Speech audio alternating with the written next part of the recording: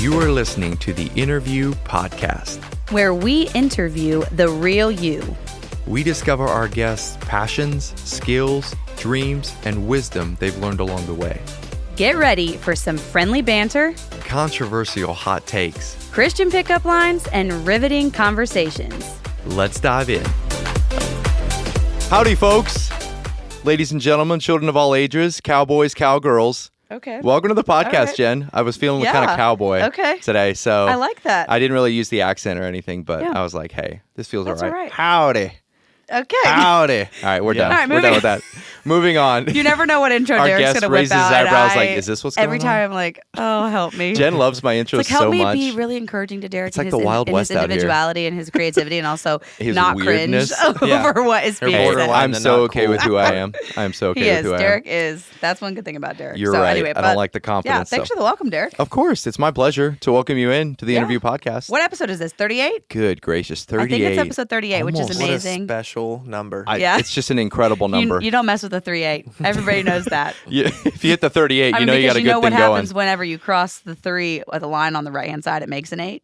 So, for whatever that's worth. Didn't follow that at all. Yeah, it's but special. Yep. I don't that? know why. We just know it's special. 3. We just know. It's amazing. So, That's good. all right. Well, guys, as all of you know, we always start out our episodes with thanking our sponsor. And we've somehow had sponsors for all 38 of these episodes, which is incredible, with also including our Patreon subscribers, which shout out to y'all. We love you guys.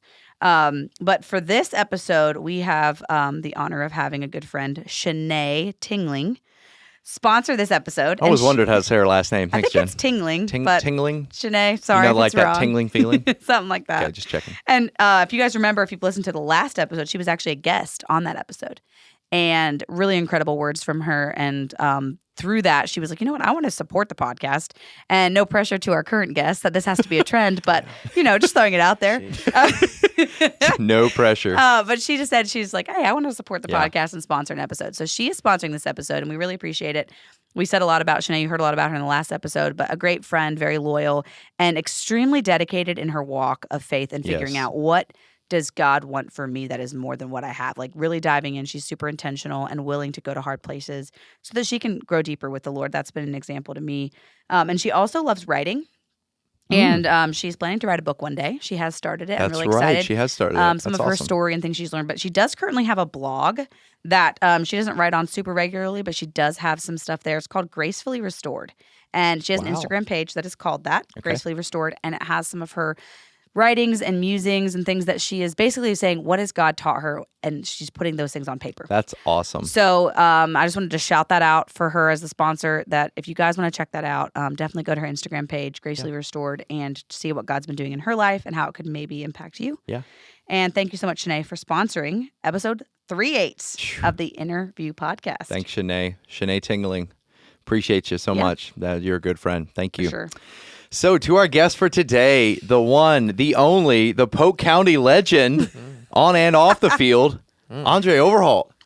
Thank you. Thank you so much. Let's go. I You're feel like we have welcome. a sound effect of cheering. I know. Or something. Can we get the roar of the crowd like he's used to? I think that's what we need. It's been many, many years since I've heard anything about being on the field. Oh, man. Oh, I had to throw it back to that. Honestly, Andre. I didn't. You might have to explain that because I didn't even know what that meant. I'm assuming football. I think it's sports related. It is sports related. I mean, yes, that was our Polk County High School. The Polk County Wolverines went and watched this guy play. A legend in his own right. Played a little college ball as well. But Andre, it is so good to have you here. We've known each other since like the sandbox days. Out there just eating sand, playing in the sand. We've known each other. And now we're adults. And it's kind of crazy. So y'all did grow up together? Oh, yeah. Like, are you about the same age too? Yeah. I'm 31 and you're 32. Just turned 32. Yeah, Serious? yeah. Okay. So we're pretty close in age. Yeah. but- Yeah. Wow. And so I would say you may have helped shaped my athletic career. Me? I mean, the What? competition. So, Derek. hey, I see. we what were homeschooled. Yes, We were both homeschooled. that's true. A tight knit homeschooled community. right, a bit cultish maybe, but we won't. We're just kidding. We turned out okay. But Not everyone did. I'm just. There's a few stragglers out there that We're still praying. we're still praying Lord, for. bring the sheep Yeah, back. I mean, But the I Lord mean, works miracles. He does. We had a very small church. Yes. Didn't get into really sports until high school. Well, I went to public school in high Right. school. So organized sports. I always did a little pee wee stuff, but the clarify, Pee Wee football. Yeah. Um, He's just Pee Wee stuff. I was like, Just stuff. the classic Pee Wee. open Yeah. to interpretation, I guess. Yeah. you know, the organized sports at that Right. age. But no, we played very competitive. You know, me, you, Eugene, Right. Kyle. Oh. We hung out a lot growing Basketball, football, you name it. I don't know what all Yeah. we did, but Yeah. yeah, you're right. up. So we have a lot of history. We do iron and sharpening iron before we knew it was scriptural. Yeah. Really. So Yeah, so it was fun. that's but good. That's good. Anyways, we well, jumped into it's it. really good to have you here, Andre. Tell us a little bit. Just tell us about your family, and then a little bit of what roles do you play? What do you do for work? What roles? What do you have roles at church? Yeah. Anything else? Just give us a little bio. Yeah. So, first things first is the wife. We'll start. Everything starts with the wife. Amen. And so we started. We've been together for. Jen, we know women are important. Okay. Thanks for the Thank you for amen. that. Thanks for that hearty amen. Yeah. We've been together since sophomores in high school, and Oh, wow. honestly, probably started talking before that. Way too young to. I mean, it was one of those things. In fact, I remember talking to my mom at like age 12, and she's like, "You guys Whoa. need to chill." Or I was like 13 and 12. She's like, Whoa. "You guys have a long way to go." I was like, "I don't You're know not what to even do." through I was like, puberty "If yet, it's my guy." love, You're it's just like, love." I know it. It's Andre's there. like, if it's love, mom. Yeah. Come I was so on. you're not just high school sweethearts. You're middle school sweethearts. Yes, it would have been before Pre-K high school That's that we would have crazy. liked each other. Wow.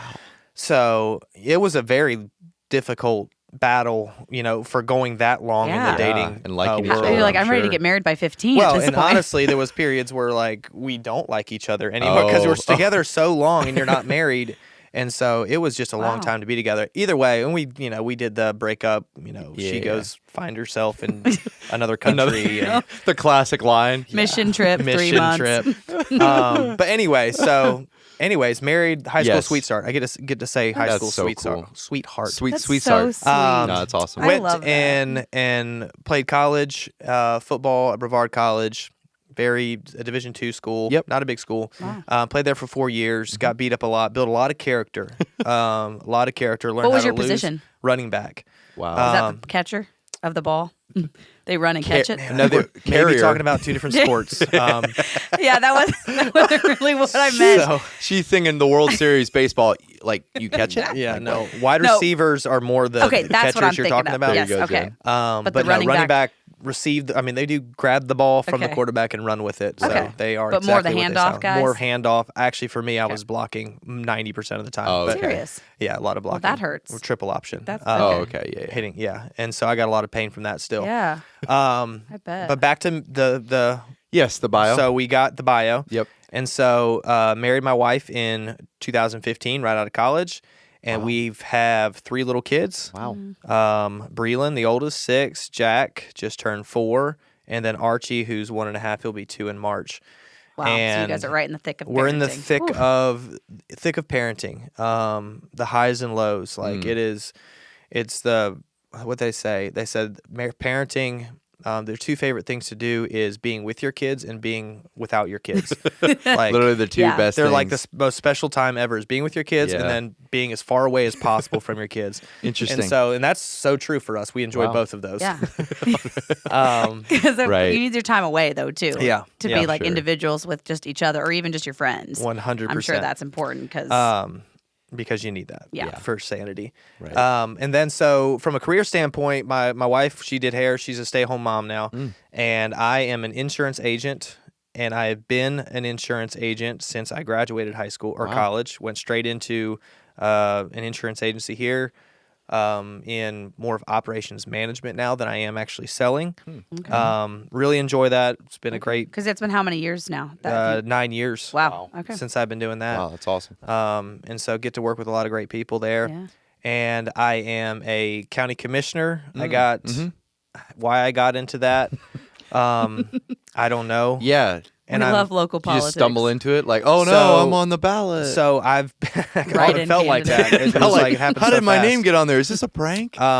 So obviously big fan of Polk County. Yeah. Love the county, love the people. And I'm a big proponent of having younger voices on the political board in Polk County just to, to kind of drive home some points that younger families want to see in the county. And so that was my goal in doing it. The timing was not great. And so I got elected in 2020, literally Whoa. went to the polls with my newborn baby. Oh my. Jack was born in 2020, COVID baby. I was like, that was right. Little Rona. Yeah. Yep. And so I went from the hospital to early voting and did a little, talking to people at early voting Oh, my with the baby word. in the car. So the timing was not That's good at all. insane. But I Wow. did that. So for 4 years, I am stepping away from that. Okay. Not because I don't enjoy it, but because I have to make some priorities and Yeah. get some things straight. And so the other thing, and this is why I'm a deacon at Foothills Community Chapel. Started that, I guess, has it been 2 years now? Okay. 2022 maybe. It's probably been more than that. I don't remember when I started, but so I've been a deacon at the church now, which requires some time and being on the leadership team there, and thoroughly enjoyed that. And that was kind of like I either had to step off of that or step off of Right. Because to commissioner. be deacon, to be a commissioner, a dad of 3 kids, a Yeah. husband, a full-time employee, Yeah. employee at this. Yeah, that's a ton to be juggling It was at one time. Yeah, and I was coaching the high school team at the time in 2020, Ugh. helping coach. Yeah. Had some very hard conversations with my wife because she was not happy about this. And looking back, I'm like, yeah, I was an absolute imbecile for doing this. And that's literally been my 30s. I have been working to decommit from everything I've committed to in my 20s. Like Seriously, you've just been trying to like dial just back. trying to You're step like, how back. am I in all these ponds, and And- how do I swim back Yeah. out of them? And yeah, exactly. Wow, I mean, that's and so it's a lot interesting. more. I'm learning more about myself to be able to do that. Yeah. It's kind of a little bit of a spiritual journey, figuring out what God has for me. Because I said yes to way too many things, in my opinion, without figuring out what's best. I was doing a lot of good things, but it's like what's the most best important? thing? What's the most important thing that God wants me now? And so, and that's what I'm trying to do. And obviously, family. I felt like I was neglecting my family in some of those things. It's been very good. I've learned a lot of stuff. I've learned what I enjoy, what I don't enjoy. But with the ages of my kids right now, I really need to spend more time taking care of my wife Sure. and my kids. Sure. And so finding that balance has been my biggest, journey and hurdle, honestly, is finding that balance. But yeah, that's a little bit about me. That's a little bit what I'm doing, not to take Dude, up too that's much so time on cool. that topic. That's It's great to incredible. know.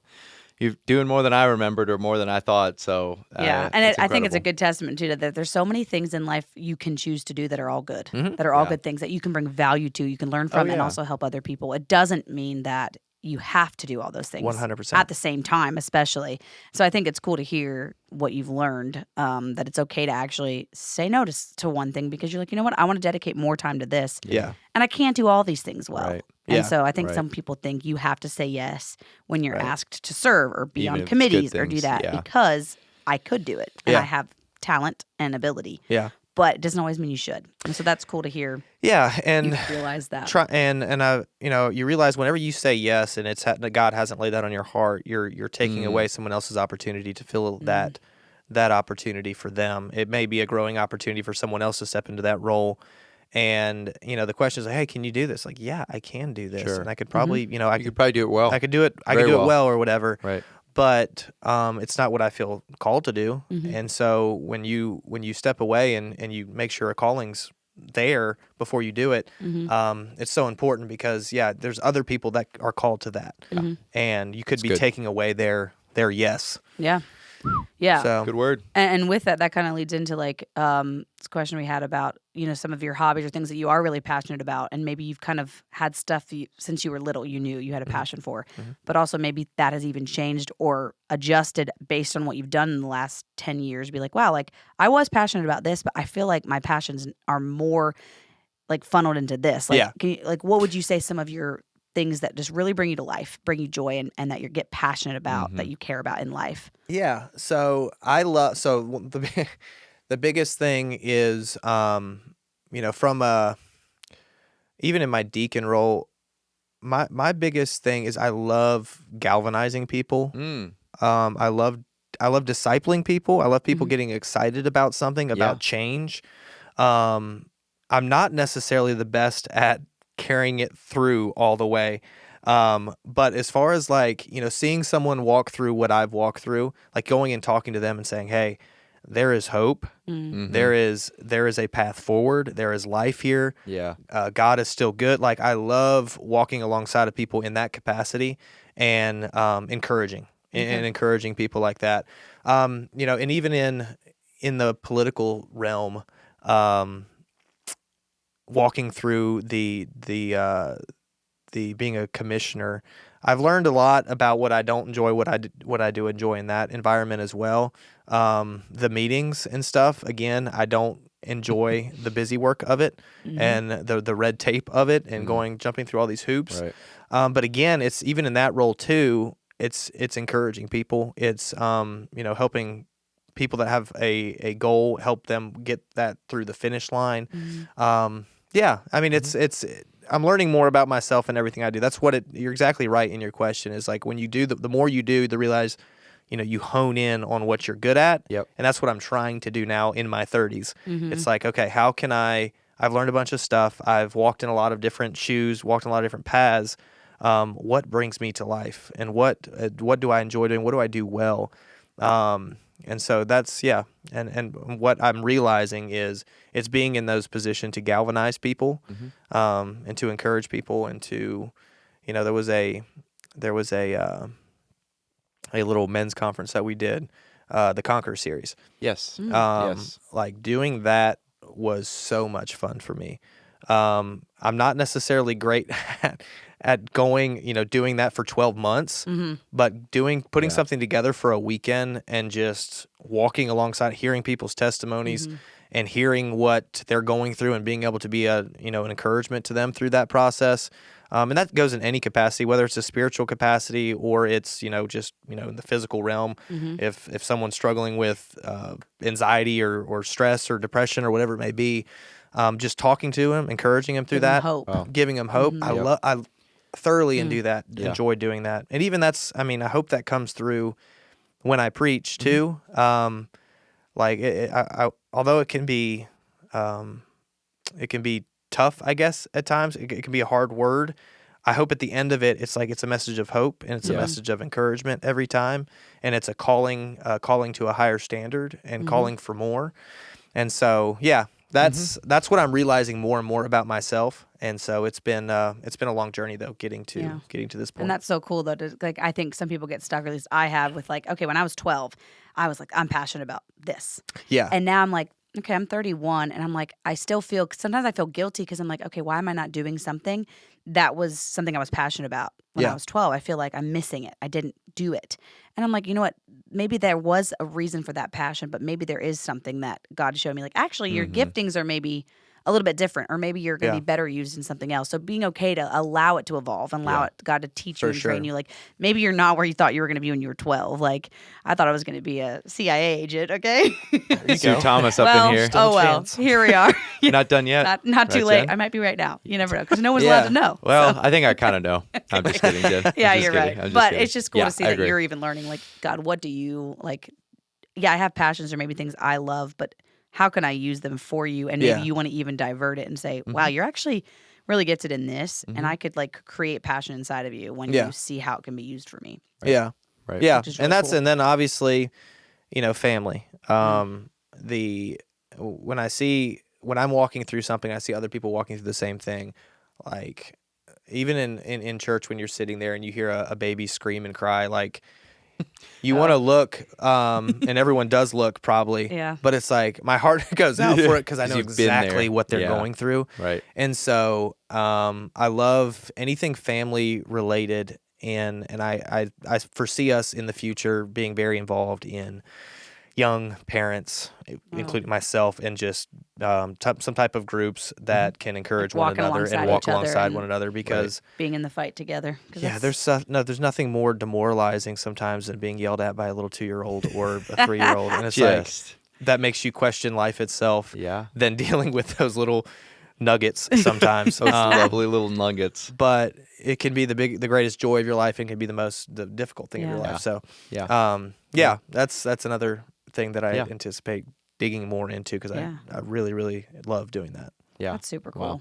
Well, it's very timely. It's amazing to see God bring people at the right time in your giftings, Andre, and you were very instrumental too in our men's Bible study that I think started. Like, that has I don't know. There's just been several things where it's like, wow, this is just a perfect fit. And God put you there, I think, for that time to start some of those things. And just for you allowing yourself to be used by him has really impacted. Like that Conquer Series group, our group still meets and it still gets together. And like I have relationships with those guys that I wouldn't have without that group. And it's like super special. Yeah. So I'm just, thanks for your willingness. Thanks for your willingness to say yes and do those things. Yeah. And it's interesting.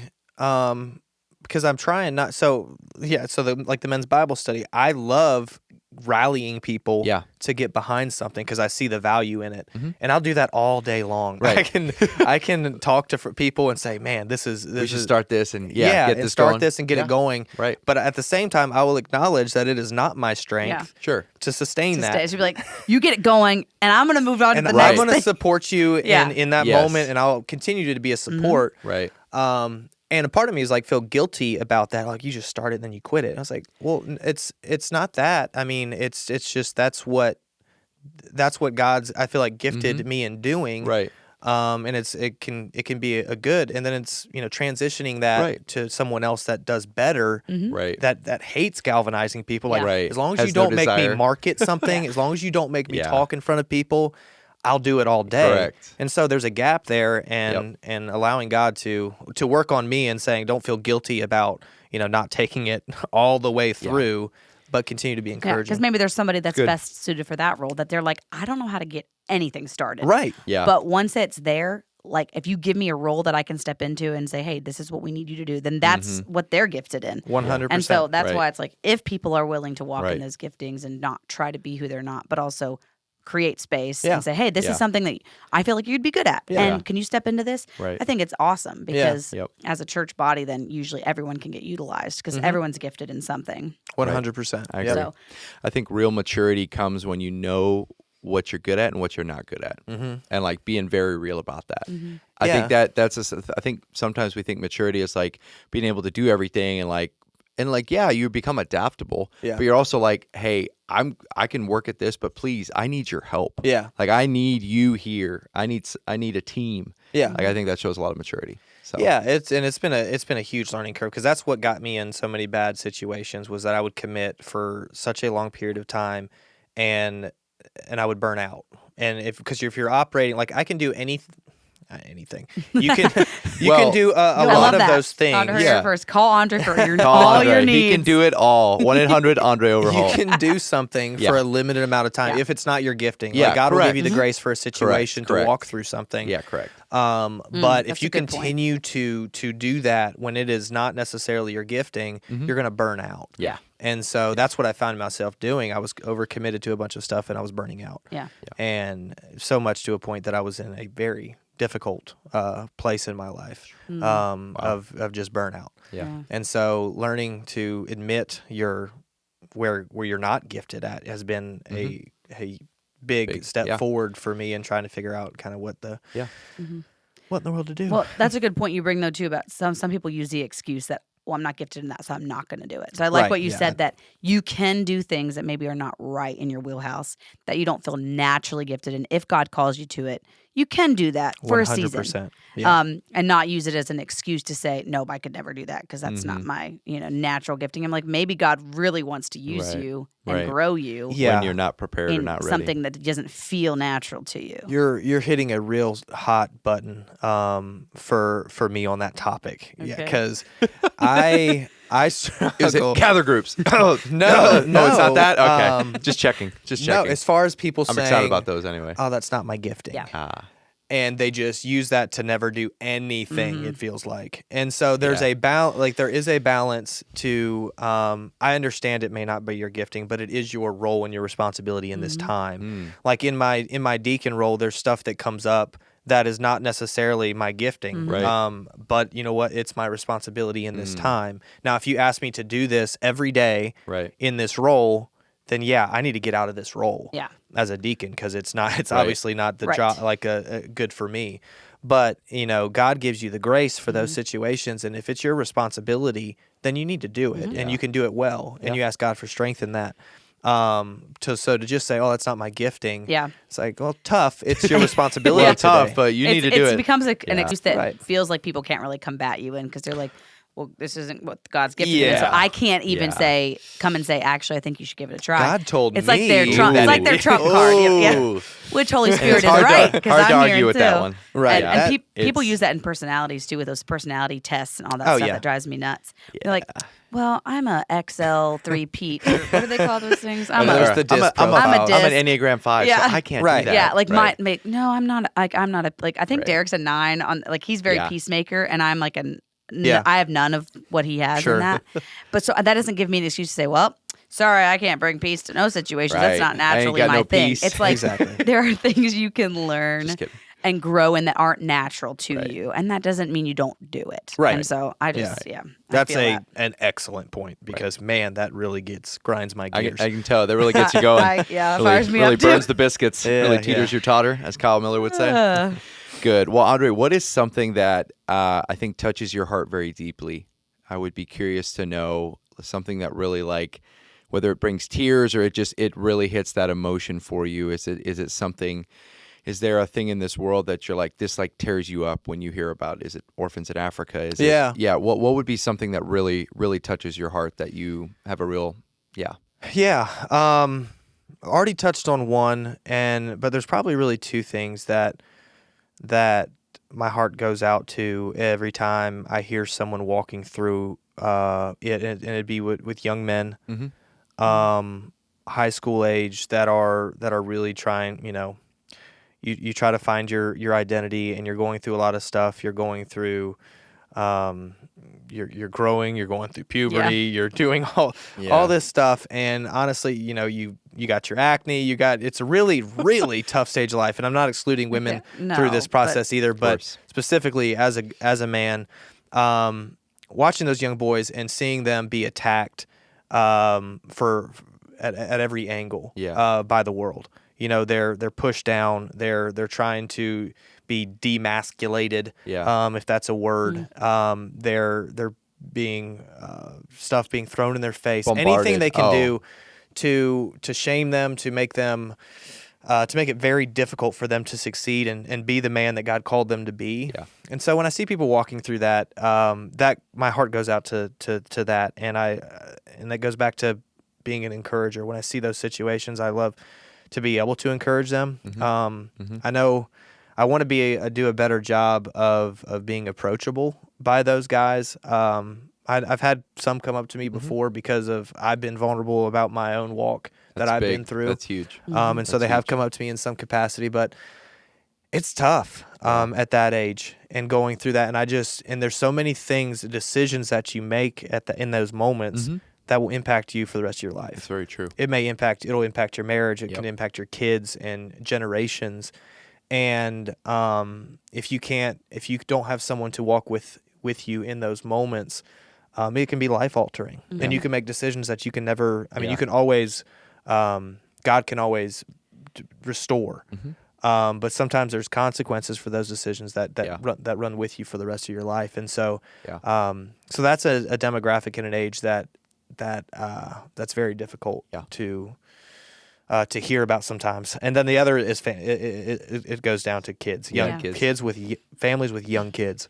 Parents that are in the thick of it. It is so hard. I was talking with a family the other day, and their kids have been sick for literally like 6 months. One's been, it's either throwing up, fevers, hand, foot, mouth, UTI. It's like, oh man, and you can't even come up for air sometimes, and you can feel on an island because in those times it's like all you're doing is taking care of your kids. And so you don't get to talk with other parents as much as you like to. It's like you're in survival mode. In water. And if you think that Satan doesn't try to take advantage of that in those times, you're ignorant. Satan attacks you more than ever, it feels like, in those lowest points. It brings doubt on you as a mother. It brings doubt on you as a father. It's like, am I yelling way too much? It's there's so many thoughts that try to enter your head when you are trying to parent, and so encouraging those people. That's whenever I hear parents going through a difficult time, like I really want to give them a hug because I know how difficult that is. That's awesome. Well, that's really cool. I love that. Sounds like those things you're passionate about that touch your heart are the things you can speak to from experience. Yeah, because you're a guy. You've been through what young guys have been through. Yeah. And you're a parent. And so you're able to connect and not just a outsider being like, I've read books about this and you should do this. It's like, I think what speaks volumes to anyone is when someone comes alongside and says, I get it. Yeah. I know what you've been through. I know what you're going through right now. And it's hard. And I can sit in this with you for a while and then I can give you a path forward. Yeah. Yeah. And that's just like, it's so cool to hear. So, and we need people but like isn't, that. And so this goes back to, and I think this is what's so beautiful about what God can do through the power of your testimony. And so like people, maybe there's listeners right now that are going through some of the most difficult times of their lives. And who knows what, and I'm no longer surprised when I hear some of the testimonies that I've heard. But knowing what God can do out of that, knowing what God's walking you through right now, it's like, do not give up because your testimony and what you're going through can have a massive, it could be why you are on this earth to have an impact in someone else's life, and not just one other person's life. Hundreds of people's lives you could impact because of what you're walking through right now. And so, do not be discouraged. Consider it great joy to go through trials and temptation and difficult times in the valley, because there's such a blessing to coming out. One, it's a strengthening of your faith. And two, you can now reach people that you could have never understood or reached before. Yep.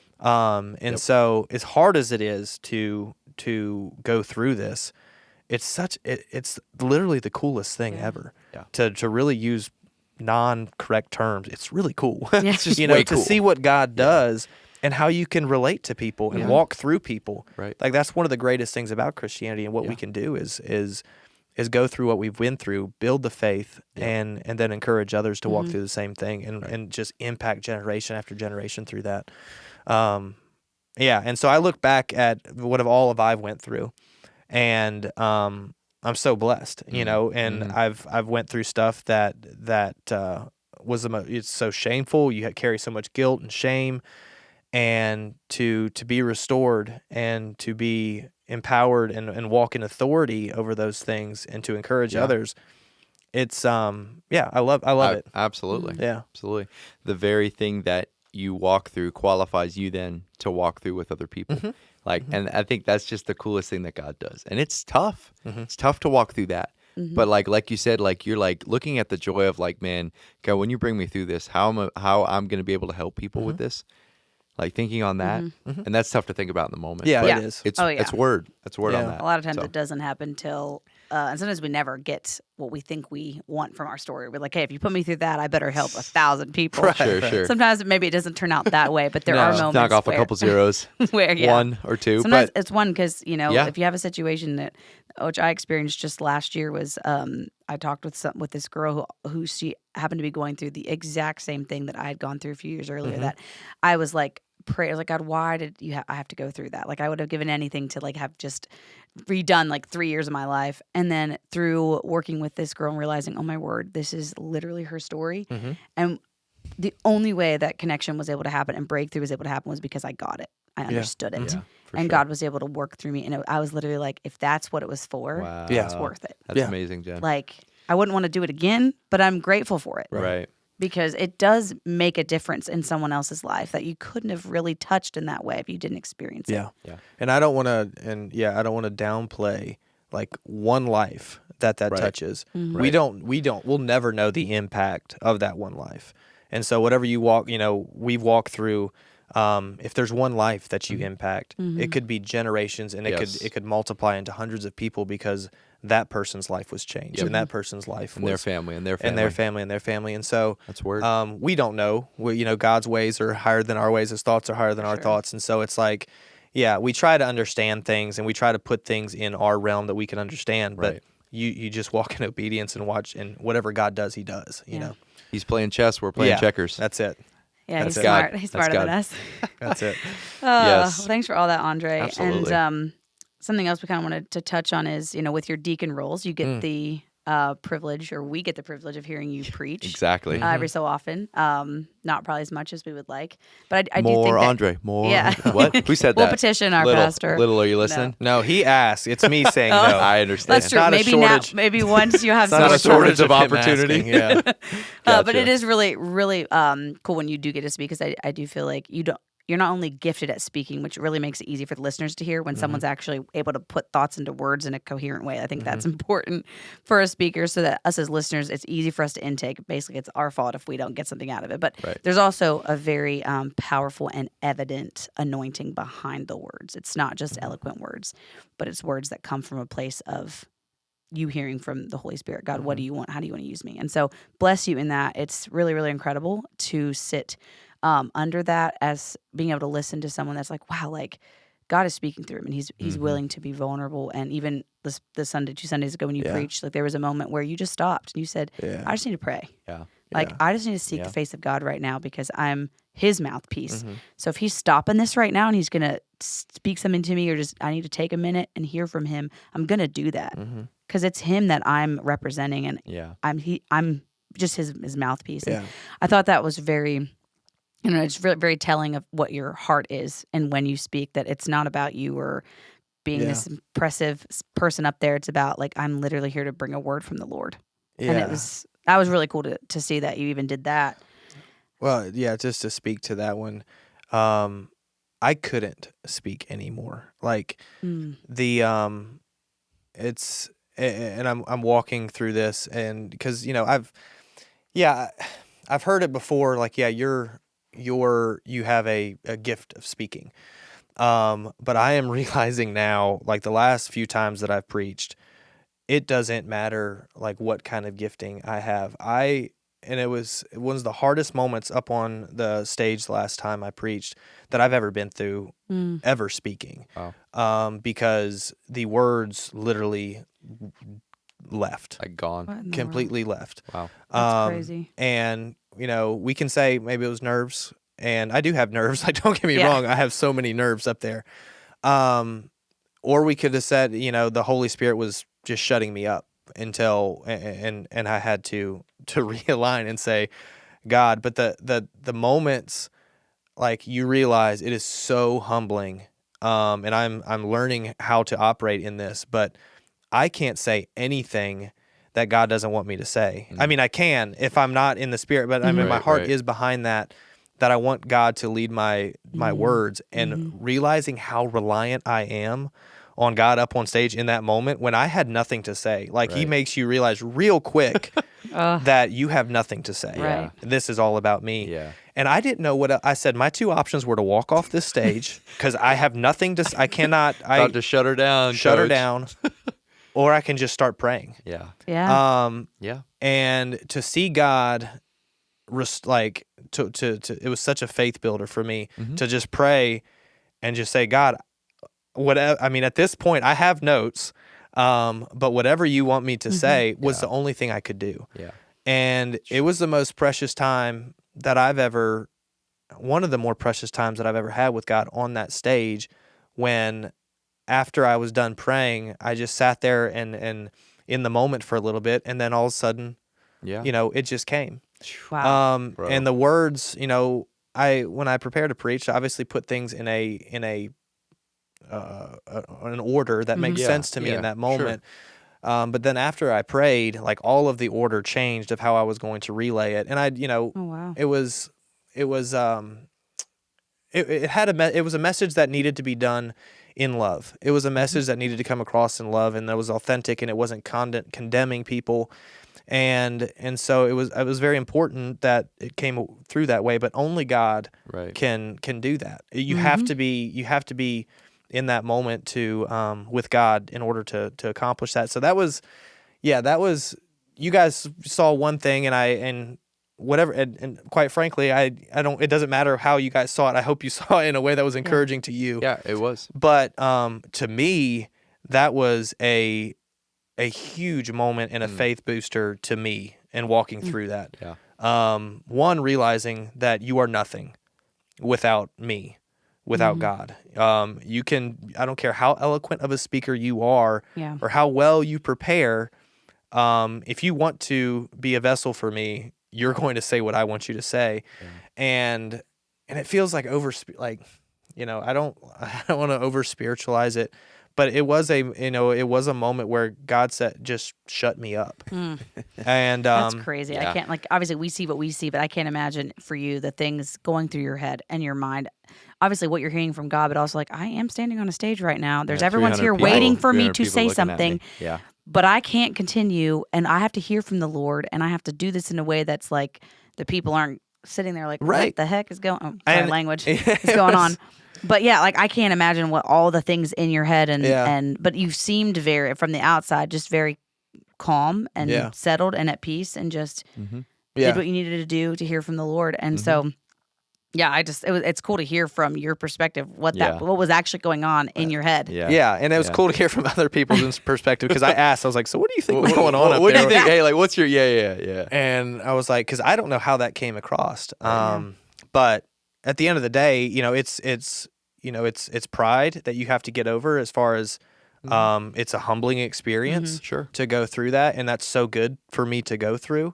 And so, but yeah, it was good. I didn't mean to go off track. I'm glad that you shared that, 'cause I think it's valuable to hear and encouraging for any of us listeners to be like, what are we not allowing God to do because we're too scared to be vulnerable with Him and let Him take over? Yeah, or we don't want a moment of silence or of awkwardness. I think that's one thing that I get more and more, I guess, comfortable with as I get older, is a little bit of like, and that's one thing I really appreciate about our church too, and my brother Eugene, who leads worship. Like, there'll be times where in between songs where like there's silence, they're just playing some music, and they're like, God, where do we go?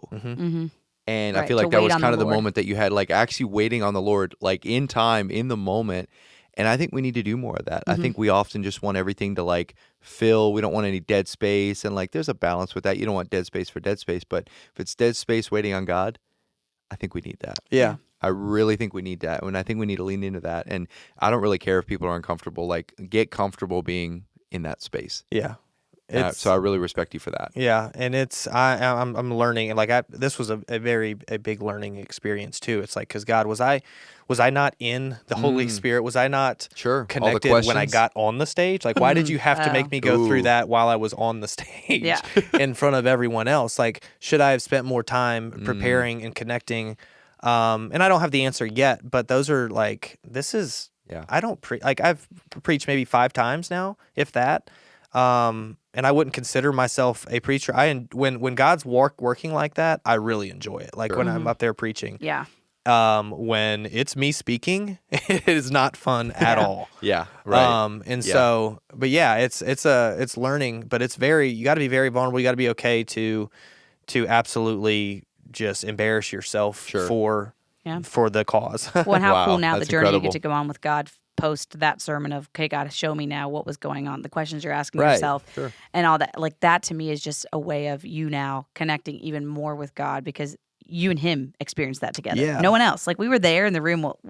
I watched it online, but people were there in the room, but only you and God experienced what was happening in that moment and what you were hearing and sensing. And to me, it's like, that's so cool that even post that, now you and God are on this journey of, wow, what was that all about? And like, what are you teaching me through it? And thanks for coming through for me after that moment. Big like, time. I don't know, just stuff He can do after that. That was a real thought. I was like, I need to get off this stage. Wow. Dude.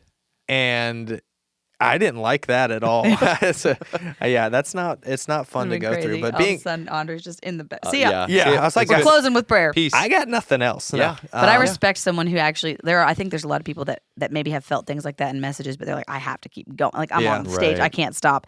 And then you just kind of defer to your notes and you just talk. And then it becomes speaking. And that can happen sometimes. And so I think being sensitive, like preparing a message, I think is good.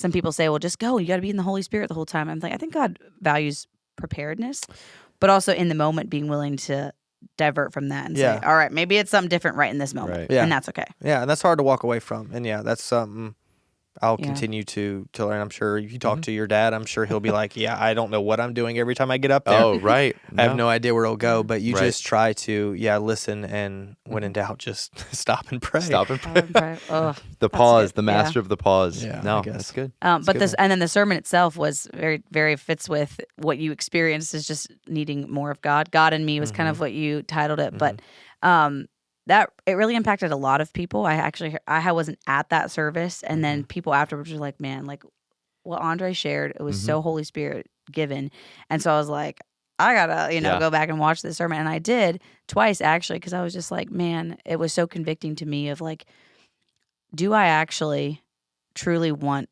more of God? Am I willing to seek that? And am I willing to do things then out of that that are maybe what can feel crazy or but aren't crazy, like actually what God's calling us to? And a lot of things happened through the hurricane that we all experienced here, and the devastation and what people had to do to step up and pour out and do things that were not what we do maybe on the daily. Right. And so that's a little bit, I think, maybe some of where your message had come from. But do you want to just share a little bit about just kind of a recap for the listeners of kind of what you shared with the topic? Yeah. And kind of we'll go from there a little bit on that. Yeah. So very, I I prefaced it by saying it was a harsh word, but I don't know necessarily that it was harsh after the fact. I hope it wasn't. I was actually waiting. You're so like the way you're more of a soft spoken. I don't know you super well, but like the way of presenting things to you never comes across to me as angry or mean or harsh. Yeah, sure. Just your demeanor and your personality. And so I was like getting excited. I was like, I hope like harsh. If Andre's calling it harsh, I'm like really curious. Is this gonna feel harsh or not? Right. Yeah. So I thought you did a great job of doing it in love, and felt like I was like, he can nail this home. Yeah. Because it's a big deal. There was at one point I pressed maybe the harshest thing and it wasn't harsh, but it was new, I guess, to say it over the pulpit, is the fact that if you want more, it's going to require more of you, and there is going to be an expectation of you for our church body, and there is the direction that our leadership wants to go. We want to go further as a church body, and there is a hesitancy to move forward because will this leave some people behind, or will this offend some people? And I said, who cares? Yeah. Dude, I actually remember that. He was like, who cares? I was like, let's go. And I know that comes and because it's not true. We absolutely care. Right. You said, but not really, but kind of. I was like, we want everyone to walk along with us on this, but we have to push.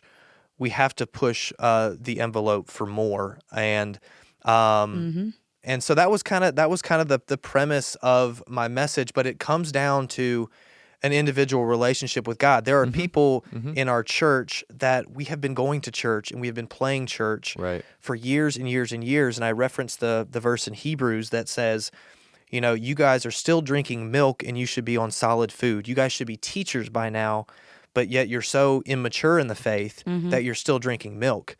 And I believe that comes from a very coddled environment that we live in. I referenced the society that we have, where we're not threatened every day. We can very comfortable Christianity that we very live in today. comfortable Christianity.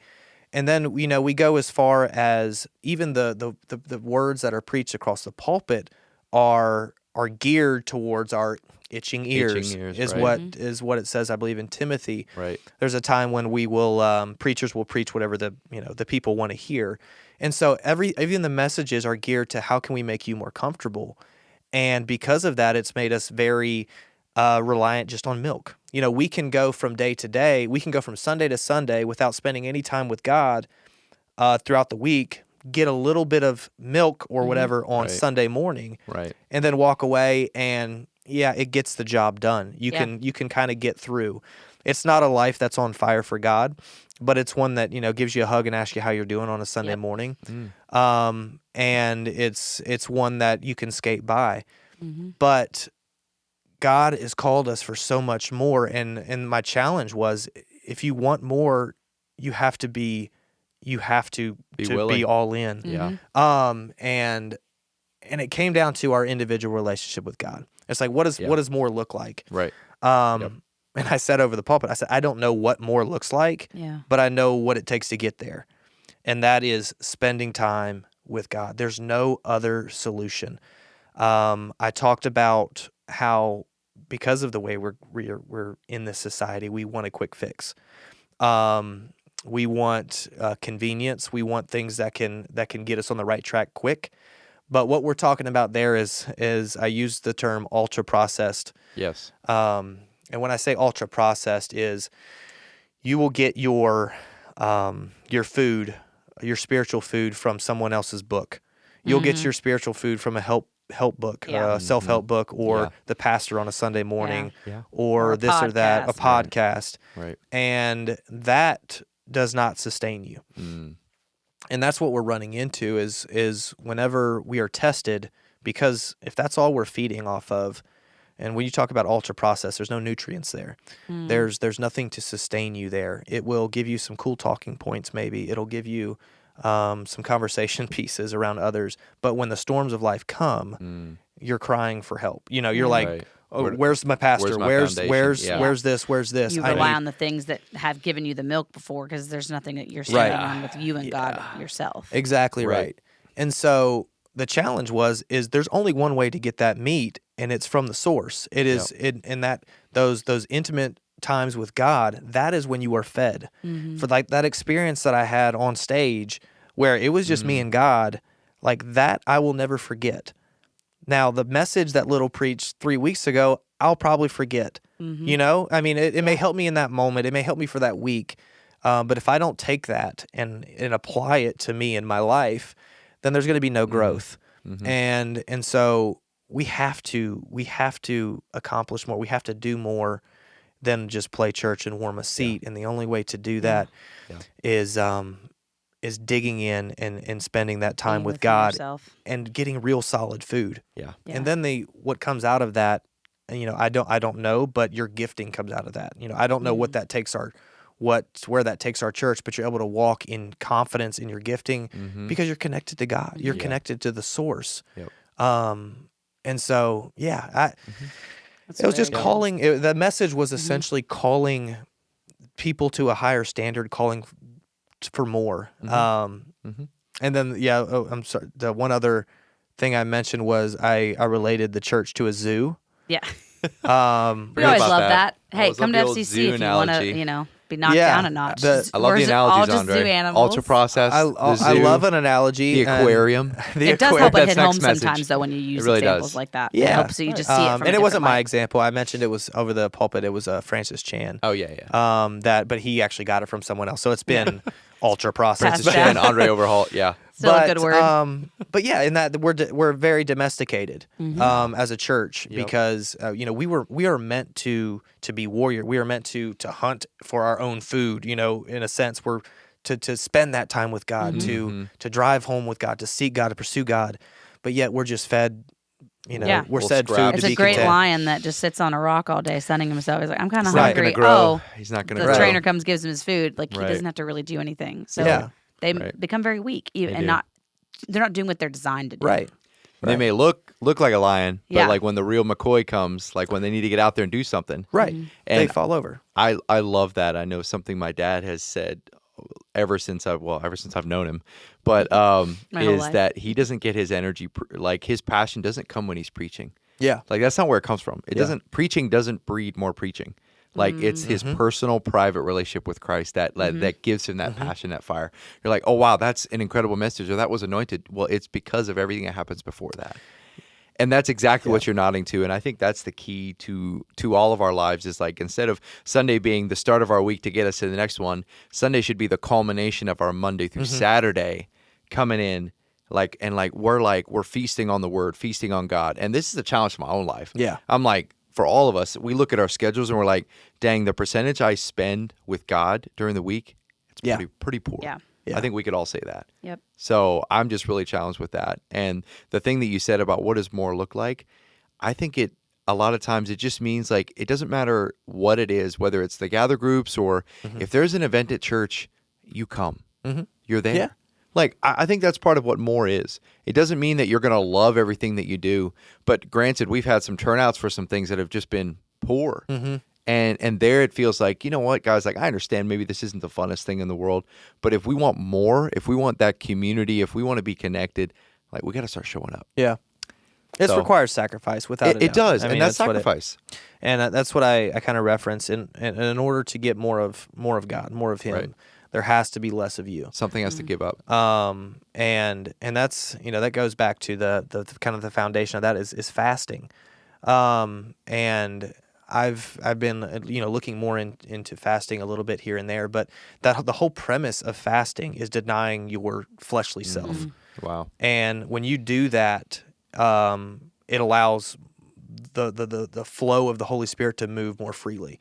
And that goes in anything. It's like if you want, and it's very practical, but it's like if you want more of something, if you're struggling in an area of your life, it's because if God's in that area, you're not struggling in it, And so the reason you are struggling is because it's your flesh more than God. And so to deny your flesh is to receive more of Him. And so that's the whole kind of premise of fasting. And you can do that in any, really cool. And it doesn't have to be food. Right. It can be fasting. It's denying yourself, your selfish desires to receive more of Him. Wow. And you hear testimony of that. It has to be done with purpose. You don't just fast and in whatever you're doing and just say, "Oh, this is cool." Everything's going to fix itself." But right. you fast, and at the same time, you are taking that time that you would be doing that and spending it with God. And that's awesome. And so there's that kind of goes back to that. It requires sacrifice. Yeah. It requires less of you to receive more of Him. Yeah. And the one question I have for you is, so I think a lot of churches, and I'm speaking for people out there that might be feeling the same way I have felt in the past, you sit under a message like that, and most Christians are like, yeah, of course. Like, I want more. Oh, for sure. And you see in our society, churches are full. Like you were saying, there's mega churches. And I think a lot of people are wanting more because they know there's something out there, but yet we're still often continually just on the milk. Yeah. And so I was like, why is it so, what is it that we know we want it, we desire it, but why, and we maybe know a little bit how to get there, but why do we not? Like, why do I not? I'm like, yeah, I want more of God. And if the ticket is, whatever word you want to use, is spending more time with Him one-on-one, is being a part of things in the church body, whatever. But it's like, is there something more that we needed to understand of why am I not willing to do the thing that I know will probably bring me closer to God? Right. And do you think sometimes people are scared, like, yeah, I want more, but I'm scared that if I spend the time with God, I read the Word, I spend an hour a day, I spend 2 hours a day, because this has been my personal struggle, is sometimes I'm scared that I'm not going to like what I find, or that it's going to, like, that God won't do what I'm told He's going to do. That I'll do all this, I'm like, yeah, I want more, and I'm going to seek it. And then what my expectations are for what that means or what that looks like won't be there. Yeah. And I don't know if it's a fear of being let down. Yeah. Or a lack of faith that He will do what He says. Or that the more that I think is there is not even, is an expectation I have that isn't actually reality. So I don't know if that question is making a lot of sense, but it seems like there's not really a lack of people saying we want more. No, yeah. They're like, well, then you spend time with God, do all these things. But often people just don't do it. And part of it's laziness probably, and part of it's just, lack of wanting to be disciplined. Yeah. But is there something deeper there? Also, it's like, I feel like maybe I'm the only one, but there's times where I'm like, what if I, like, it's almost like if you don't really dive in and really seek and expect big things from God, you don't have to be disappointed by Him if He doesn't show up. Yeah. And maybe that's just a faith journey to go on and really, like, put God to the test. But sometimes I can find myself being like, if I don't know what's at the end of the line, I can always just be like, well, it's my fault that I didn't push hard enough, but I don't want to give God a chance to let me down. Yeah. Yeah. It's all out faith, unapologetic faith that you walk into it. And not having, we often put our own expectations on the end result. And that's a hard human thing it's a humanly action that we often do, but getting away from that is so important. God will always provide. So it's the faith is so important that God's going to direct it. He is sovereign. He knows tomorrow. I don't. And so walking through that in faith and not having any expectations other than just to know God more and allow him to take care of the rest. But I think, one, there's a hunger, and there's a big hunger for more. Like I said, and like you just mentioned, across all churches, they're packed. But one, pastors aren't preaching. I don't think there's a comfortable word. They just want to keep people there. Maybe They're keep the tithes the doors up. are full. We're doing something right. Yeah. Let's just keep keeping things even keel. There's a fear to offend. There's a fear to require more as a follower of Christ. And then from a personal level though, and I feel like this is probably even more so. It goes along what you're saying, but a little differently, in that people go right up to the point to where they have to be extremely vulnerable. So they go right up to that point and they feel God starting to tell them to address this part of their life that maybe's impacted them from when they were 12 years old or 20 years old or whatever it was, and saying, I'm not willing to go there. And so you stay, and because that's been my reasoning, because I know God will deliver. That's the thing. And I think we all do. That's the fear. It's like, if I do this, I know it's going to require what's he going to require of me to say, hey, Right. I am here, and now I've showed you what it takes to go deper with me. Now are you willing to sacrifice? You know it. Are you willing to address And then it? I Maybe think, I have fear of that. Of and if I don't know, I don't have to do it. Exactly right. And I think, I think we all know those people that are afraid to get overly involved. It's just like, a dating relationship. You have commitment issues, or something like that.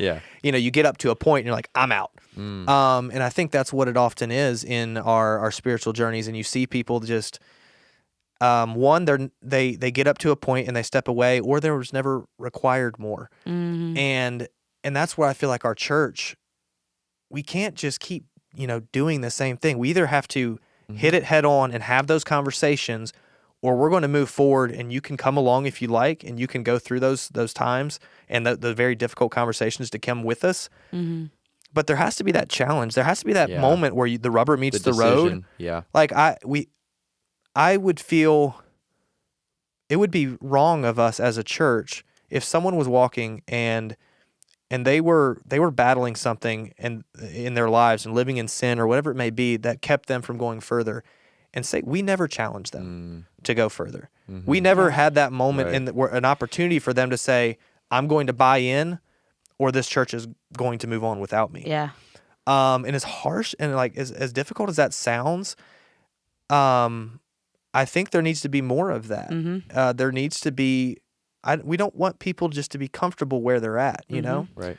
Because if people are going to leave when they're pushed, they're probably not at a place in their relationship with the Lord, sitting in church every Sunday, that's healthy anyway. Right. Yeah. And it's like, they're there, but are they present? Are they doing? And is it just to be there? And so it's like, and even if someone would leave or not come because like, no, this is pushing me out of my comfort zone, I don't want to go there. Yeah. It at least forces them to make a choice. Exactly right. Like get off the fence, and then maybe in that choice process, they realize like, wow, okay, I can't just be complacent now. I do have to make a choice, which maybe pushes them to God of like, I need to be more disciplined. I need to want you more. I need to fight for this. Like Christianity can't just be this comfortable little church on Sunday I sit in. So right.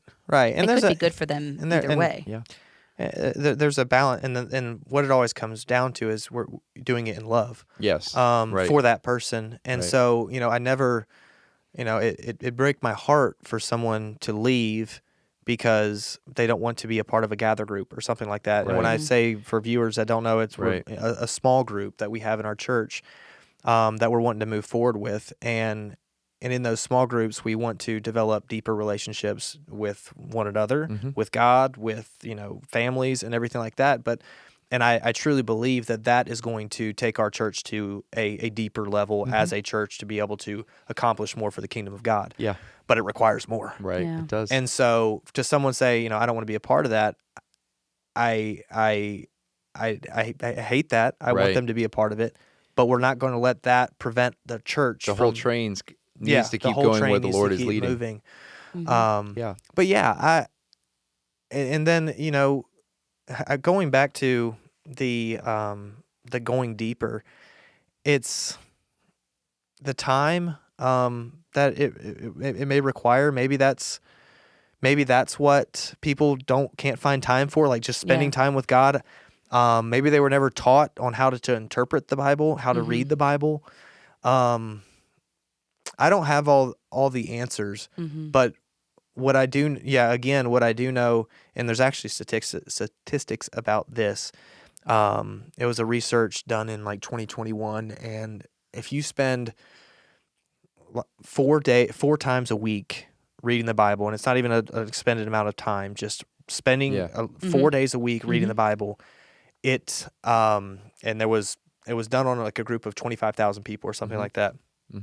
Reduces anxiety by like 30%, reduces addiction by like 60%. Wow. It's wild. Increases your joy or happiness, whatever it is, by a certain percentage. Like all of these statistics of what it does and the impact it has in your life. But it just requires a little bit more. Yeah. And but yeah, I don't think people.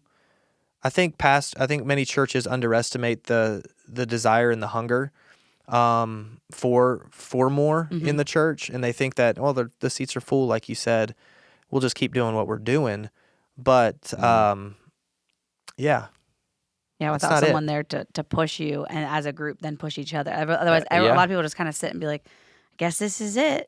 I guess this is nice. Christianity. And if our leaders don't see a problem with it, why would we? Then I guess let's just continue on. But then but your whole life is kind of spent being like, but this is it. Like, is this it? Yeah. Well, see, and then you go back to your example of your father who said, he doesn't get fed when he preaches on a Sunday morning. And I think, unfortunately, that's how a lot of pastors do feed. Like they feed off of that time on a Sunday morning, and it's not sustainable. Right. Like just pastor after pastor after pastor after pastor falls after 30 years, 20 years of preaching. Yeah. And if that's what feeds you, then you're not going to sustain. And that goes for, every individual. If there's something, if you're being fed off of a Sunday morning and the relationships and the conversations that you have on a Sunday morning, it's just not sustainable. Yeah. Right. But it's a fascinating, it's a concept. And I think we're guilty of our societal norms. Yeah. Like again, it goes back to, I don't think it's intentional necessarily. I think we've been domesticated. Yeah. Right. And recognizing that. And it's just how things are done. It's normal. Yeah. Becoming, being in the world but not of the world. I feel like we're becoming more of the world. In that sense. And it's a topic that obviously I'm passionate about now. After God's kind of, but we all have those moments where we're sitting there, whether it's late at night and you're just like, you've had an incredibly busy week, and you're like, take a deep breath. You're like, is this it? Yeah. Like I know, and that's and that's what I do often before I preach. I'll sit there and I'm like, all right, God, like I know this isn't it. Like what is it, Lord? What is the it? Yeah. And that's kind of where that message even came from. That's cool. Of like, God, what are we doing? Yeah. I know you guys all do it. We all do it. Like, what are we doing? What am I doing? Yeah, what am I doing? And those are the thought processes. I don't know if you ever heard of the Screw Tape Letters by C.S. Lewis. Incredible book. Yeah. And it's on audio too. But it's from the demon's perspective of what their goal is in the earth and with us humans. And his biggest tactic is to keep us from thinking about things that matter. Yeah. If you can just keep you neutral. Yeah. Like he doesn't care actually if you're on one or the other. He almost wants that or either of those things are damaging to him. Yeah. If you're on one side or the other. It's just keep you from really thinking too much about it. Like those moments where, and I've seen it happen since I've listened to that a lot, is there's times where you do finally get in those modes of you're silent before the Lord and you're like, okay, maybe there's a little bit more to life. Yeah. And all of a sudden, what pops into your head? Oh shoot, I gotta go quickly wash the dishes. Oh yeah. Oh shoot, did I forget to call that person? Right. Literally, because I'm aware of it now, I see it and I'm like, it's distraction. It's the devil. Like there's forces out there. They do not want you to think about that. About absolutely. What are you maybe in that's like for sure. this mundane, lukewarm Christianity. Yep. If they can keep you there, they have you. Yeah. And that's where that's where he wants you to be. And so it's wild to think of how hard it is just to get in those spaces of, okay, God, I'm just here before you. And if there's more, like, help me see what it is and know what to do to get there and not just be complacent, because that's exactly where the devil would want us to stay. Yeah. Right. So I totally agree. And I think it's something too make sure to your pastors, to the people that preach, like be very encouraging. Like tell them how much you appreciate them.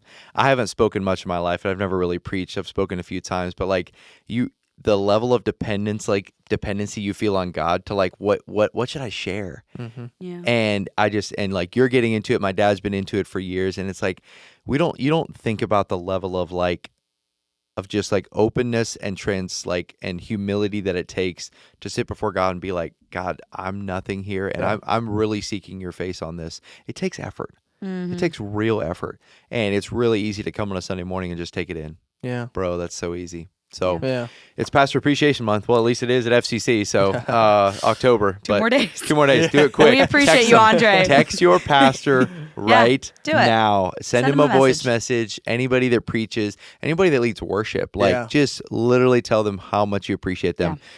Yeah. It takes way more work than you think. It can be lonelier than you think. And reach out to him. So. Well, thank you, Andre. This is our pastor appreciation for Andre. Well, I'm not a pastor, but close. Deacon. Close. Deacon. Close. They're in leadership. I'll say this. So this boy. was very interesting. This is actually really cool. I thought maybe we would all tell you this in person, but it feels like I'll let the cat out of the bag, I guess. So me and my siblings, I think it was me, Eugene, and Kyle were talking, and maybe even Grace too, but we were talking and we were like, hey, down the road in the future, who would be the pastor at FCC? Like, who would be the next person, after a little, like, and who knows, maybe there's people, I don't know. We were just brainstorming, and we're like, who would it be? And we all had a name pop in our heads, and pretty much right away, and I was like, I have a name. And then they were like, well, I do too. I was like, are we thinking about Andre? And they're like, yeah. Oh, my goodness. And then, I'm not saying he has a gift of prophecy. I'm not saying, but all I'm saying, if it happens, I called it. Oh my goodness. The Millers. Because then our parents, we were literally just coming back from banquet tour, and my dad asked the question, and he's like, did you guys think of it, or who would be? And we're like, we actually talked about this. We have a name. Who are you thinking of? Somebody? Good old AO, Andre Overholt. That's the scariest thing I've ever heard in my life. We'll just say this. We're not holding you to anything. I appreciate that. Not at all. You may be off doing whatever. Yeah. And we'll still love you. Yeah, but thank you. If it ever does happen and God brings that to you, we're here for it. We're here for it, brother. So, but don't worry about it. Don't even think about it. It's more don't even think about it. This is the pastor appreciation of, like, when you think of somebody who has the giftings and the leadership ability and the heart for God. Yeah. Yes. That was I they take found. that as a compliment, and That's cool. I appreciate that. Doesn't need to mean anything more. But man, God's got to do a lot of work. Hey, is that the hot take? Is that your hot take? No, it's not the hot take. That's a pretty good That is segue, not a though. hot Hot take. take. Andre Overholt. I think everybody's thinking that. I was just wanting to say it. Oh man. Anyway, so we got a few little hot take section. Yeah. So is it time for a hot take? Yeah. section? That's how we blazing hot take. kind of end this plane Yes, with some hot takes. We're coming down Okay. towards Did the you end. get through your questions? I'm Yeah. sorry. Yes. Okay, No, we did. good. We did. No, it was I mean, I there's have so to the amount of chop things it up a we little could bit. talk No, I about, think we're good. Andre, with like even just in this conversation, the things that I can think Yes. about. Like, Yeah, oh I man, know. I'd love to hear Like, Andre's this could take go on on this. for several hours. And maybe we'll have to have another one day. But might. Yeah, I'm serious. What you shared and how you shared it and the spirit in which it was shared, and it's really, really, it's been good for me just to hear, because I have questions about things and I'm seeking the Lord on what do these things mean. I mean, I'm basically the same age as you, even though I feel like you got way more figured out than I do. But I don't. It's good to hear other people's journeys, that you're like, okay, we're all in this together. Yeah. And if we talk more about it to Let's each other, just be honest. we be vulnerable about things that Yes. we're questioning, and it's okay to question things. Yep. And then push each other. Like, Yes. Yeah. it's crazy how when you all do that, I mean, just for Yeah. example, last night we were at a youth campfire, and we were all sitting around the campfire, and it was just like we were talking nonsense stuff as youth do. I'm not really youth. What am I? I'm kind of in the middle. Yeah. But we were all doing that, and all of a sudden we were talking about roasting people. And they were like, yeah, we should roast everybody. I'm like, this is so dumb and so whatever. Classic. So they got on the topic of, what if we would just compliment everybody instead? Yeah, a nice off. Anyway, so we ended up going around the circle. We had a leaf. We called it the compliment leaf. What? And every person would take a turn picking someone in the circle Are and you complimenting them about serious? something, not just like about their looks, about their character, Yeah. something like That's we didn't even specify awesome. that, but everyone did it, and it totally changed The whole vibe. the whole vibe and what people were like. There were tears, there were things that, like, it was so meaningful, and all that to just say how much of a difference could it make if all of us Yep. cared about things that mattered Yeah. Yep. and encouraged each other Shifts the instead of culture. just like being silly and funny and just whatever, like being that you can sit around a campfire and you can That's encourage each other, or even like encourage each other in the faith, like that, making that more of a natural way of living and what church is actually for. Yeah. And it was really cool to see. And I think that kind of way That's of living awesome, could Jen. just impact like the body for Christ and beyond into the world. Did you start that? Was that you? Was that your idea? I'm not gonna say. It doesn't yes, matter. it was. I Take know credit. exactly. I was also Well, roasting Jen, people. I know. See, I know so you I do. had to switch it. Listen, but bless you for whatever your part was in that. That's incredible. That's a night I'm sure none of them many it will was not very forget. Cool. So, But they brought in so much wisdom, the kids. I'm just like, oh my word, like what they see in people that you just don't really say until you're given a platform, because it's weird. Yeah. It's weird to say what we like about each other. I'm like, this should be normalized. And Yeah. same with, it should be Character and normalized in godliness. churches I agree. and in groups to be like, hey, how's your relationship with God going? Yep. Hey, like what has he been teaching you? Have you been in the Word this week? Yes. Like how many conversations after church are those things where we're like, man, that was such a good word. So what are you doing tomorrow? How was your week? Yeah, I know. It's me. I'm guilty of that. Yeah. Yeah, I know. And I'm like, we could change the narrative Yeah. as the people of God in our churches, one person at a time, changing the culture. And what that could do in our personal lives could be amazing. Young people are way hungrier and way more serious about their relationship with Lord than we give them credit for. Yeah. If we're willing to ask and talk to them, guys that you talk to that are in the high school, they're way more hungry. They want something real. Yeah. When They're they feel like there's grasping a for safe something. space They're to do grasping it, for they'll go something. for it. And let's they start just need those to have conversations. somebody lead the way. But before that, hot takes. Hot Hot takes. Andre Anyway. Overholt. So I guess you as an Overholt, like you guys are, I don't know, a little infamous for like strong opinions and different things. And I feel like you have a good balance, but I can't wait to hear what you got here. So, Well, I mean, so what I realized is that most of my opinions, I don't start it. Like, I'm very defensive. are you? Oh. Really? Yeah. So you have an okay. argument for someone else's So I or the will- opposite end. so of I'm thinking something. Derek, your brother Derek has he's a lot of offensive. hot takes. He's So he's I- on the offense. I think I spent most of my time defending my positions, which Oh. I'm very passionate about. Makes sense. And so I will argue. Yeah. I will argue with anyone and anything. Sure. I do think so. Going back to complimenting people, just touching on that. Please. The only time that I get compliments is when I grow a mustache from other guys. Oh. From other guys. And is that pretty? from Is other a man guys. to man compliment like Super hit different rare. than a girl to man compliment? Like, is there something cool about when a bro compliments a bro? Is that kind of like high level, or you like actually that's weird? It's the only thing. Yeah. Well, no. You like it? It depends, I think, right? I mean, So there's very few guys that depending on what compliment it's other about. guys.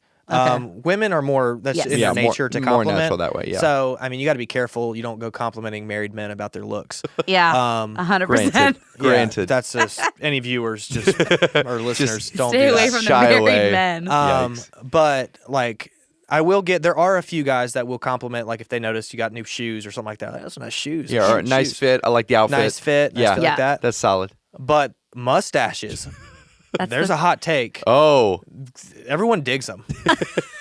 and Like- you don't? No, I love it. Oh, okay. That's what I'm saying. See, I okay. think even ladies secretly like a good mustache. See that? Even if they're kind of a little bit like, ugh. Like a but then they're mustache like, with I no like beard. it. No beard. Yeah, Oof. no, that's what Oh, I'm saying. like Like straight. a little bit like a little this. bit like you. Little Yeah. bit of 5 Little o'clock stubble. shadow with the full stash. Yeah, not as a subtle stash. It's A not like an subtle- aggressive No, one. you're right. But I'm There's some- going around right now convincing other guys to grow mustaches. Dude, I like it, Dre. I like Yeah. He's it. galvanizing for the mustache. He's galvanizing for the mustache. And I've gotten some people. I got Dave Cron the other day. He Yes. grew it. Yeah. Yeah. And that was awful. Poor Dave. I told him to his face, so I can say it on the air, Jen. but I mean, I have to fight Don't back a little hate on on this. the I'm at the man. point now where I've seen it so much with guys. Okay, Yeah? I'm a single girl, so I'm looking. Yeah. okay? For a And good mustache. Yeah, well, I'm looking for Major a good key. man, but the problem is I Well. see it and I'm like, I think I'm supposed to like this. Oh. I think they think I like it. So I'm like, do I like it? Yeah. And I'm like, I don't really like it. Take another look. But you're quite. problem. take a couple. Yeah. Take just a like few close more your eyes, I'm like, open them back when up. I see it, it always Yeah, makes yeah. me like look again. I'm like, man, I want to look, but I don't know if it's because it's so good or so bad. And you Yeah. think society is telling you should like this. yeah, well, but I you're mean, like, I don't with like when this. Top Gun came out Yeah. with Oh, Miles man. Teller, That's probably what did it, honestly. like, changed the trend. society It was like, did, hey, it we want did, but mustaches here's to the be great thing. again. Put it on an attractive male in a very popular movie, and all of I a sudden it's know. a thing. So, Yeah. do we And- even know what we like as girls? I don't know. I question that sometimes. Do I actually like that, or do I just think because other people are like society likes it? That's a fair question. So I've been trying to get away with one for a long time, and my wife keeps telling me to. So every time I would go cut my beard, and I don't have much of a beard, but every time I go cut it, I would just leave the mustache, and I'd walk out, and Katie's like, "Go shave that right now." And I did that for years, honestly. Like I would and you just, would go shave it. and I would go shave it. Okay. I That's wouldn't leave the house good with husband. it. Oh, okay. Well, Then I decided not to shave it one time, and I went and left Put his and wore it out of the foot down. house. Got a bunch of compliments from other fellas. and you're like, honey, From only men, though. we only men, but hey, still. well, you're married. You don't need compliments from women. That's true. Anyway, no, I don't. I don't. See? No, I didn't need my wife, but she Agreed. She finally came around to it, and she was like, you know what? I think I do kind of like it. Stop. And so I've had it ever Katie. since. Well done, Andre. She You told want me her the other day. You want she's her like, over. She said it may be wearing off now again, but it's been a good We might run. be reverting. It was a season. I'm gonna need you to shave this. No Yeah. pun intended, but it grew But on I'm her. telling you, it's been Stop it. fascinating. Like, Yeah. the only thing I've ever been complimented on from another guy is like shoes or something. But you grow But a the mustache, stash. And all of a sudden, guys are like, Yeah. respect. everyone that sees me. We should fair. really do a poll on stash or We no should. stash. Stash or no just to stash. see what our followers, which is Listen, there you go. a ton I of think followers. We'll do a side by I think- side of Andre with a stash, Yeah, Andre or with no without. stash. Stash or stash. Women have been, not scripted, but they've been Programmed or hey, scripted? programmed, Programmed? to not like stashes. And I think we need to take a step back and take an unbiased. It seems As like much as bold I want to statement. agree with you, Andre, I don't know, like man. their first immediate reaction every time is like, "Ugh." I'm like, well, let's chill for a second. Just like, wait. No Let's take a knee-jerk step reaction. back. It's just such a And- big statement on the face. and It you know? truly is. analyze It's it. like an eyebrow under your nose. I'm just like, I don't know what It's a we're doing unibrow. with this. It's a unibrow under the It nose. literally No, is. it's been 98% of women have all said no, but the Wow. guys, But the and- So guys it's a- love it. yeah, guys Yeah, love well, it I don't know. There's because some- I think it's just they want one. Yeah. And they're like, And I if- just don't yeah. think I can do it. And they're Yeah. so proud when they see someone else doing So it. maybe Yeah. the men just need to collectively say, we're going to make a stand We're gonna that make it we're cool doing again. it because we're saying it looks Yeah. good. Honestly, bros before does, eh? Yeah, that'll wear off, though, because It eventually probably the will. women always win. Yeah. They do. It's Let's okay. be That's what we're honest. here And we for. do a lot for them because we want them to like us. So Yeah. let's be Yeah. honest. It's true. So that's not necessarily a interesting, hot though. take, but that's No, a no. take. That's a take. I like the take. So, if, you know, a lot of people are been into coffee. Yeah. Yeah. So that's a take that we can look at. So, like, my favorite, and I think the best to-go cup of coffee is McDonald's. Black. Just Black. black coffee. Really? McDonald's. Black Straight free black. cream. You know, I actually have heard that from someone. They have, if you're traveling and you Black want with three creams. black Hey. with 3 cream. Well, yeah. Yeah. I so mean, not black. Mostly well, white that's- I white messed coffee. that up. no. But the cup, like, it's better black with 3 cream at McDonald's than Dunkin' Donuts. But you're saying better than Or- like a latte. To go coffee. If you're on the road traveling, Yeah. and you like, I need a coffee. Really? McDonald's has the best coffee. Interesting. I've heard that from someone else before. I don't know if I've ever had it, but Yeah. I do know like Starbucks and Dunkin' Donuts coffee is not good. No, it's straight not. up without being Right. doused with a Pike. million grams of sugar. Yeah. The pike. It doesn't yeah. look. It's no, not no that bueno. great. So No bueno. honestly, I'm here for McDonald's- that maybe being a thing. McDonald's is incredible. it's I support probably a that, lot dude, cheaper. Andre, I really do. Yeah. It's probably not $7. You know? No. Another drink that's very, Oh. very good. 'Kay. Is just, and this is, some people hate it, some people love it, but plain seltzer water. Oh yeah, You love that? I, Okay. I have it in my Don't know if fridge I know right what now. that is. Just Plain. like sparkling water. I think like it's LaCroix Yeah. or something like that. Well, That's no LaCroix, flavor. Like, no No flavor. flavor. Yeah. No flavor. Just sparkling water. Yeah. I Yep. agree. no. You like it? The flavor I don't Like like. out of a can? Like if I'll yeah. drink it, but I prefer just the water that's sparkling. Wow. Straight up. I agree. It does make it There- a little that- more So zesty. you guys like that too? You're That's in, good. yeah, there's some people that are very passionate about people in the outer room out there that no Like sparkling still? water, Oh, come disgusting. They think it's on. disgusting. Like yeah. Ooh, and if you're gonna get it and Why? it's not flavored, on like the flavor's the only thing that people are like, we can drink it because Yeah. it's flavored. No, it's like a flavorless. party in your mouth. To me, well, okay, It is. yeah, I don't love that term, but yeah. Sure. It's But like no, I don't know. I That's the just way I look at it. recently started Kick getting Rocks, it. Pop Rocks. If you go to yeah. Pop Rocks, Pop Rocks. There we go. if you go to Aldi, they Okay. have a, They like a have the 12 pack. best. Oh. It's I don't know. It's not LaCroix or bubbly. It's No. a totally different brand. It's just an like off a brand. generic And Dollar General unflavored, version. it is so good. I drink about a can a day, which I found out it's not great for your liver. The fizz, Sparkling but water's bubbles. not because I drink like 4 a day. no. Well, Andre. like from the can. Yeah. Yeah, it's What's okay. wrong Just with keep doing it. Well, they Is say it can be hard on your teeth because of the like the carbonation can wear on your And enamel, then like in your intestines. and then too. down it can be hard on your liver to like Wow. process. And I'm just like, other than that, it's perfect. Well, I so despise I just water. don't try to read You that. despise regular water. I can't drink regular water. Andre. So that's my What? alternative. I'll have to deal with the teeth and the. Where did this start? You I- don't drink. That's the. You That's left the- out the that's the hottest hottest take. take I I've don't ever like heard. water. Oh, really? That's a hot take. I think so. For most think Americans, every human they in the love world water. likes water. Love it though. I think Pretty you sure drink it there's out a of lot of people in necessity. Africa. No one They likes really it. love water. Insane. Okay, a well, cold glass that's of water on different. a I hot agree. day. No, I'd prefer a soda. Oh. Dr. Pepper. Audrey, are you Pepper's good. serious? Yeah, I would drink. That is so such a hot Really? take. Probably my favorite thing That in is the a- world is if my wife brings me a glass of sweet tea Ooh. Oh. after I've been working outside. Ooh. I mean, I'll drink water. Like if that's what I have to do, that takes care of it. If I have to But if survive. you to gave me settle. it out like for some sweet tea. Really? So do you feel when you're do you feel hydrated? You feel like you're satisfied? parched, you're Like- hot, you're sweaty. Do you think that sweet tea fulfills the thirst quench? Does it quench? 100%. I think your body's been Andre's body is a hot take. It's just doing like its own thing. Okay. I could go days without drinking water, and I will. Really? I would back. Andre. So now I've started working out again, and that's obviously I can't do you need to that hydrate. anymore. So but now you I'm do more having to- sparkling waters then. But I prefer like I would. Interesting. We run through some sparkling waters. Wow. My wife loves them too. Okay. Yeah, It's they just are plain. good. You know, you can buy one of those Yeah. machines Yeah. that That sparkles does it. your water for you. Yeah. Probably a don't know. little cheaper in the long run, But then you have to buy the tank and it. I mean, Well, we've it's- done the math. Okay. Oh, have you? I've Oh, backed you- into the math. Actually, you probably yeah. have, yeah. And I'm Insurance like, guy. You probably- ran the Probably numbers. from Aldi. Honestly, it's probably cheaper. There's monthly cost to those things because you gotta buy the Oh. or the CT yeah. CO2. Yep. Yeah, and And then you got to so- do it, and And I like, backed into the math on that, and we're better off buying. Like, You are okay. Yeah. Well, that's good to know because Well I was done. hoping Well to try done. to do the math. And now that you did it for me, I'm Thanks, gonna keep Andre. on buying the cans. Yeah. I crunched the numbers. Anyway, yeah, Yeah. sparkling water for the win. Man, doesn't like water. That it's is very, very hard on the burps though. Yeah, you don't gulp it. You got to be careful. I mean, I look at it and I start burping. I'm like, this stuff is so carbonated. So it's good. insane. I think about it. And start Because I got a soda problem, and I haven't been drinking it at all lately. because Okay. Oh, wow. I really am trying to Are get you this actually? health thing back to. Wow. I hit the for 30s, you. and it's so bad. Oh, I got you, Andre. But Amen. so I that, don't know, I that feel- I'm feeling fills pretty that good. need for me is Yes, the the spark, fizz. Yeah. the fizz. So. Interesting. Because obviously I the respect sugar is that. nice, but I think for me when I tried to get off soda as well, I think the fizz was more of a draw. Like I missed the fizz Yeah. the most. So if I can drink sparkling water, it can help. Yeah, Yeah, get off it's a- soda. So it's it's an a- alternative. It's a crutch a little bit. A little bit of a Okay. crutch. It works. Yeah, no, water stinks. That's I probably the hottest just- take we've had on here. The would life-giving heartily liquid disagree, but, of you know. the whole entire planet Does not Taste. taste good. is not good. Andre, it doesn't have Doesn't a taste like taste, anything. Exactly. which is fantastic. Like your sparkling water, it's just Yeah, neutral. it's got a little kick. Stop it. Stop it. It gives you the little burn behind the No, eyes. no. It stings so good. fizz Hurts tastes so good. good. It's like that He's little, like, yeah. That's Little crazy. sensation. Yeah, no, Oh it's. my I God. understand, dude. That's I so understand. It I takes just everything within me. Like my wife will ask me, she's like, "You drink any water?" Like, not a bit today. and it takes work Not for a you to drink drop. water. Yeah, I got to be very intentional Wow. about getting a glass of water. Yeah. That's incredible.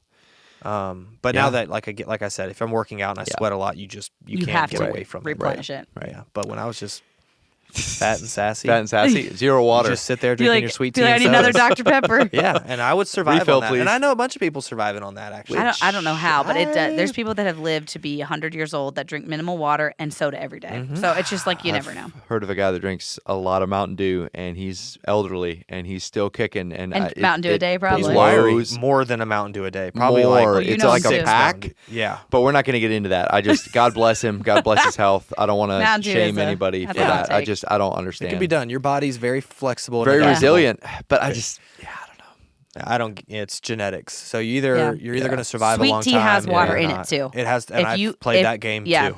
If you, if you, Guess it is when I mostly make it, water, it's isn't literally it? water, Isn't and it you mostly add in water? a little bit of tea and sugar. Mostly So water. I mean, It's a lot of sugar. yeah, it's a lot. Which it's like watermelon being 90% water. Yeah. What? Yeah. Doubt it. But no, you play that game. We're like, oh, this has water in it. It's this healthy. has water Yeah. in it. Yeah. Celery, It's just you an can- alternative. Feel like open your mouth in the shower a few times every night. You're fine. Yeah, juice Get a that. gulp. Get a gulp. Yeah. Well, there we go. Well, I love this segment was good. I knew it would be good, but it really went places I didn't think it would. Good.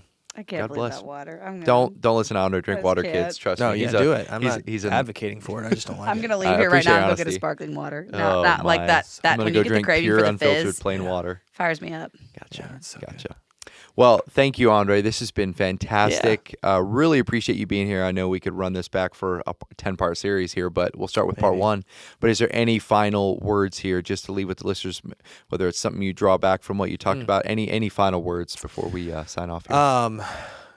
Yeah, just one quick final word Yes. of encouragement. So the one thing you already touched on at the end there was talking about vulnerability. That is, I think, so important. You got to be to an end of yourself. Like the conversations that we're having now, I think should happen a lot. And being vulnerable about what you've walked through, what you have walked through, what you're going through. That's what really changed, I think, the trajectory of my life is when you're sitting down with people and just telling them exactly what you've gone through, being an open book, without fear of being judged and just being vulnerable in that moment is so important. That's an encouragement. And then the last, of course, is we talked about getting into the Word, and it can get very complicated. There's so many voices. There's so many people screaming what you need to do, and there's so many people telling you that you need to do this, you need to do this, you need to do this. It's the simplicity of the gospel and the simplicity of the walk of Christ. It's complicated in a sense, but it all starts at the same place and it all ends at the same place, and that's you spending time with God. And sometimes we just have to take a step back and get perspective about a situation, because we can get so deep in the weeds, we can get so busy, and so like there's nothing that you're going through that the answer doesn't lie within the Word of God, that you can't go back to and just soak in that presence.